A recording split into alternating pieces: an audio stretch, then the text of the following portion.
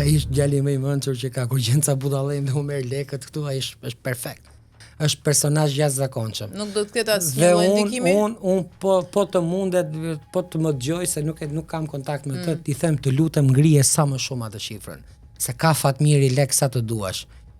Ka lek sepse kanë vrarë 26 veta në Gërdec dhe me paratë e Gërdecit po paguhet. Këtë ta di, është pak po e sigurt. Dhe ato videot me zgërdhirje nga Washingtoni me njëri tjetrin, ai ndoshta nuk e di, po janë vrarë 26 veta në Gërdec për të paguar ti. Duhet thënë atij zotërisë. Është shitur gjithë armatimi i ushtrisë për të paguar ti. Do thënë atij zotërisë. Janë shitur miliona euro nga Ministria e Bujqësisë e Mjedisit për të paguar ti.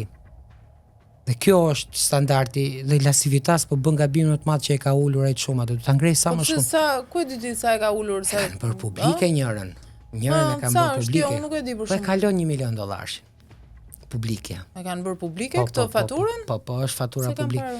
Po se bën Saliu, po këta harrojnë diçka që deklarohet në fara. Aty ku nuk ishte harruar ai Ilirit i fshinte. Kështu që milionat e shqiptarëve shkojnë për La Civitas, i cili pretendon t'i sjell Trumpin, t'i hapi fushatën Saliu, ndërkohë demokratët janë 12 vjet të lënë rrugëve, janë 12 vjet që shpresojnë që ylli polar në ngjitje dhe më i riu i Partisë Demokratike Tritan Sheu të sjellë ndryshimin në Shqipëri. Këtë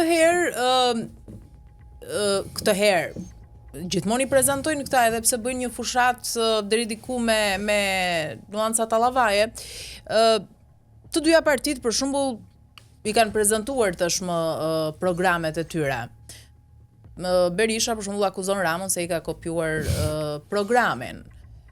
Po sepse aty ka për shembull premtime që pensioni do të bëhet 400 euro, ndërkohë që deri më tani kryeministri gjatë gjithë kohës argumenton me shifra, me statistika se nuk e rrit dot pensionin për shkak të gjithë analizës që ai i bën kësaj gjëje. Domethënë, nga ana tjetër, programi i Partisë Demokratike, për shembull, nëse e shikon ftohtë, nuk duket aq keq, janë premtime të majme ato. Të arritshme. Të majme janë, po sa të arritshme, janë të arritshme shumë. Janë për te shakave, se kur flasim për pensionistët, nuk mund bëjmë as ironi politike, as gallat, siç mund bëjmë për programin e Saliut. Ne trashëguam një sistem pensionesh mizerabël gjatë kohës qeverisë Berisha. Rritja e pensioneve ka drejt për drejt të ndërgjegjësimi i atyre që paguajnë kontribute. Duke nisur nga ata që e kanë rrogën 800.000 dhe deklarojnë 400. Dakor, po përderisa këta kanë prezantuar programe, pse nuk i përmbahen fushatës me programe? Po ku ka pasur një program në Shqipëri? Tallava, po pse bëhet për fushata me bufa, me hardhuca, me bretkosa, ashtu janë ata bufa, hardhuca, bretkosa, krimba, ashtu janë. Po pse kështu bëhet fushata? Ashtu janë. Por po ata mund të jenë si të duan. Ora ashtu janë. Fushata tek elektorati yt duhet të jetë me program, se duhet të jetë nga mëngjesi deri në darkë me bufa apo me hardhuca. Po sepse ashtu janë, është një moçal që nuk ka vlerë. Sepse shqiptarët e kanë të qartë programin, e shikojnë ndryshimin çdo ditë. Me të mirat dhe me të këqijat. Tani ka hyrë në lojë Spaku për një rol veçantë, shumë të rëndësishëm, siç janë krimet zgjedhore. Ambasadorët më të rëndësishëm të akredituar në Tiranë realizuan së fundmi edhe një takim me Altin Dumanin. Beson ti tek roli që do të ketë tani Spaku për krimet zgjedhore të 11 majit? Unë dua shumë që ky organ të godas me forcë çdo kënd. Meqense e ke bërë si shpinë e dytë Spakun edhe mund të komentosh më mirë. Uroj që ky organ që është ngritur, ky komision apo si mund t'ia vëmë emrin, për struktura për krimet zgjedhore, të ndëshkoj me forcë çdo kënd që përpiqet të deformoj vullnetin e qytetarëve. Do denoncosh ti edhe nëse këto ishin nga krau yt? Unë ti them vetëm diçka, që kudo që mendoj që më preket një vot, të jemi pari që të denoncoj kuti. Jo, e kisha edhe brenda partisë tuaj, nëse po brenda partisë po ma vodhën votën, mos e po doja s'ma vjen dot votën aty mu. Unë këtë po të them. Po ma mori votën, ma merr brenda partisë, se po doja. Flas për një episod që si ti i përfshirë. Po qesh në qendrën e votimit, thotë? konstaton ti një episod kriminal në këtë aspekt dhe ti nuk ke lidhje, por duhet ta denoncosh. Patjetër që po. Qoftë se ke parë. Të jap fjalën e nderit dhe fjalën e burrit që e bëj. Ja do ta shohim mbetet për të parë. Nëse jam aty dhe konstatoj diçka patjetër që po. Nuk kam pyetur, ti beson që zgjedhjet këtu zhvillohen të lira, të ndershme? Votimet, jo zgjedhjet. Në Shqipëri, në Shqipëri s'ka pasur zgjedhje për 35 vjet, ka votime. Shkojnë njerëzit dhe votojnë.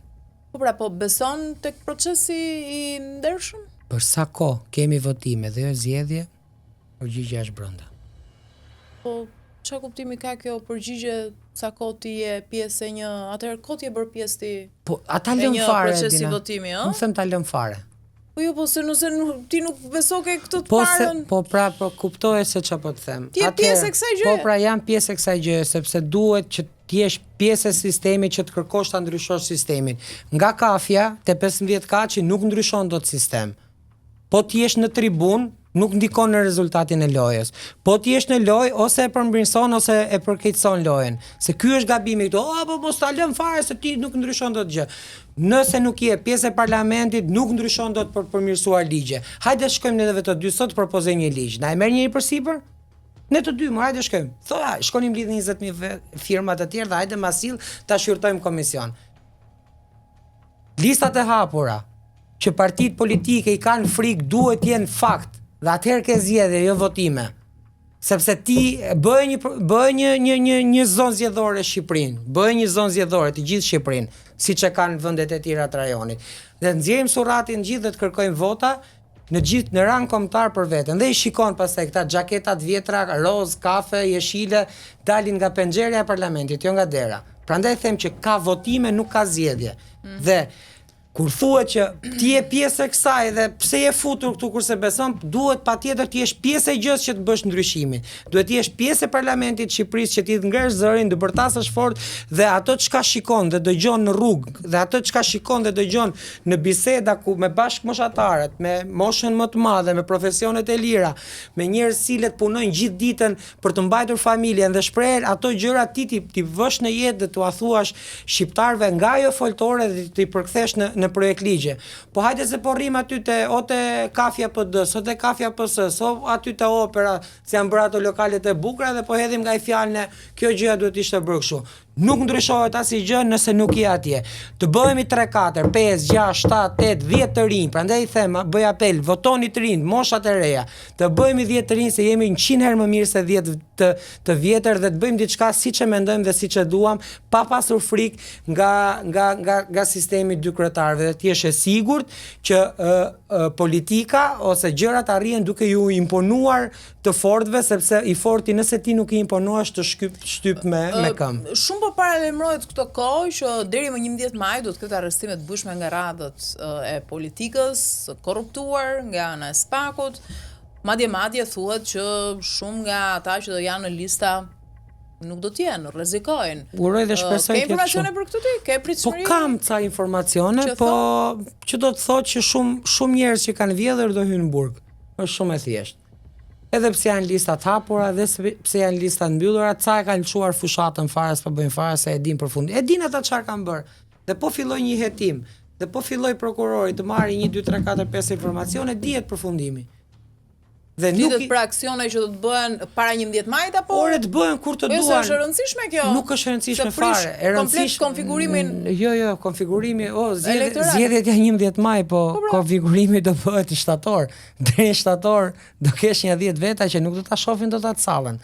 Edhe pse do janë të sigurt nëpër lista, si majta si djathtat.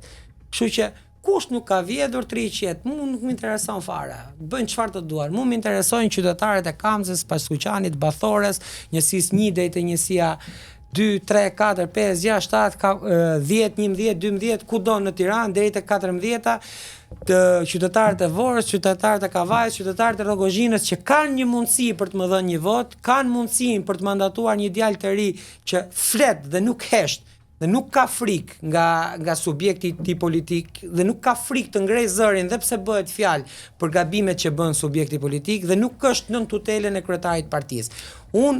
Kjo më intereson. Pa do arrestohen ish ministra, ish kryeministra apo ca deputet majtas dhe djathë, si lloj problemi s'ka. Më mirë i bëhet që dhe unë uroj dhe shpresoj të arrestojnë para zgjedhje. Një ditë para 11 maj, me 10 maj të arrestojnë palaçët. Nuk ka fare të bëj fare për shqiptarët. Mos uro kështu se mund të bien nga partia jote për shembull. Po çfarë problemi ka? Unë po them pra, partisë time dhe të partisë tjetër. Uroj dhe shpresoj të ndodhë në 10 maj, më një natë para zgjedhjeve. Po nëse do ndodhte me kryeministrin, kështu do thoje? Po nëse është në hetim, po edhe nëse ka vjedhur para, patjetër që po. Nëse ka prekur, ja, një sekond ta them këtë, se nuk kompleksohem fare ona me emrat përveçëm. Nëse kryeministri i vendit vjet në akuzë nga Spaku, vërtetohet që ka shpërdoruar detyrën, ka shpërdoruar besimin, patjetër çfarë problemi ka unë? Unë se kam baba kryeministrin.